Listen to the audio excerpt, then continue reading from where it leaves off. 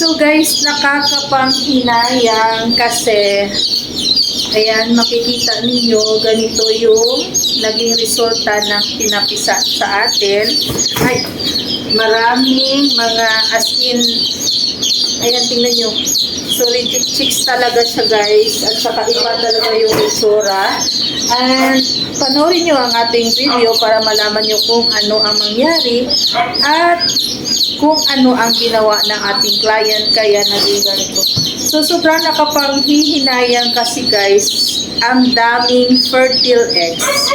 Pero ang resulta, yun, yung mga reject na sisiw na hindi talaga mapakinabangan. At ito guys, isang tray, lahat ng ito, kapag nilagyan ko siya ng ganyan na marka, ibig sabihin ay meron siyang similya. So, lumaki yung sisiw, umabot siya ng 18 days. At dapat sana ay nag-internal peeping na siya. So, ang nangyari ay hindi na siya nakapag-internal peeping dahil na-contaminate na siya ng bakterya. At ano nga ba ang ginawa ng ating client kung bakit ganito yung nangyari sa kanya mga itlog. So, ako guys na nagbabantay ng incubator, syempre, hindi maiiwasan na kakabahan ako dahil kahit na anong monitor mo sa incubator, kapag ganito yung nangyayari, ay mag-iisip ka talaga na baka may nakaligtaan ako. So, ako ay nag-iisip, pero syempre, yung sarili ko ay kinoconfirm ko naman na walang nangyaring overheat, walang low temp, walang brown out, at kung sakaling may brown out, ay meron tayong nakatambay na genset. So, ang ginawa ko guys, as in, ganito yung itsura ko, napuyat ako dahil ang ginawa ko, nag-monitor ako nung mga kasabayan nito na mga hats. So, yung nauna sa kanya is mga good hats, and then, siya yung next. So, ganito yung nangyari, maraming reject, maraming hindi nakalabas. So, kinabahan ako na baka ako yung nagkamali. So, baka may nakaligtaan or nag-fluctuate yung temperature ng incubator natin habang kahit 1 hour ka lang natutulog. So, maraming mangyayari kahit 1 hour lang na hindi mo nabantayan yung incubator. So, ang ginawa ko guys, as in, nagpuyat ako, nagbantay ako doon sa next sa kanya na maramihan din na batch dahil grabe na yung kaba ko. So, nag-monitor ako doon hanggang sa may lumabas na mga sisiw at doon pa talaga ako na comfort na parang gumaan yung aking pakiramdam kasi yung mga sisiw na sumunod sa kanya ay sobrang ganda guys. So, ayan, makikita ninyo at sobrang healthy. Hindi, tingnan natin ha. So, actually guys, marami yun siya nandun sa ano.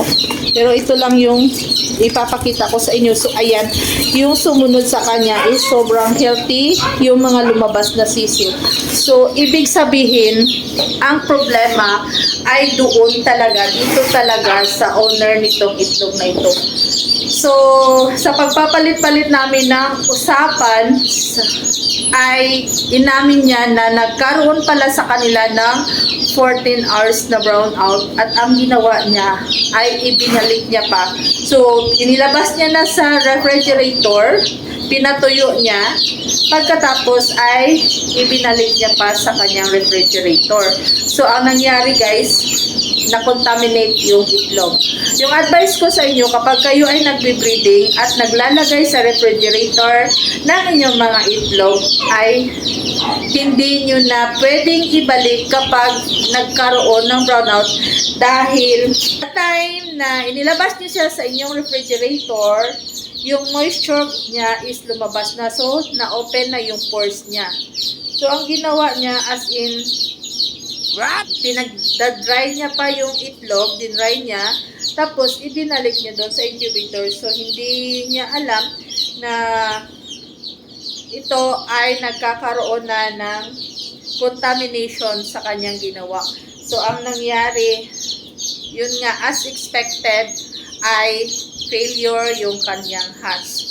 So, ako ay na-relieve lang noong natapos ko na yung hatch nito. So, sobrang dami nito guys. Mga 500 plus ang sisiw sisiw at sobrang ganda ng resulta. So doon lang talaga sa isa nating client na ganun ang nangyari. So yun ang share ko sa inyo na sana wag na wag ninyong gagawin ay kapag nag-storage kayo sa refrigerator ng itlog tapos nagkaroon ng brownout, ilabas nyo na agad at saka i-load sa inyong mga incubator or ipa-incubate nyo na kapag wala kayong sariling incubator.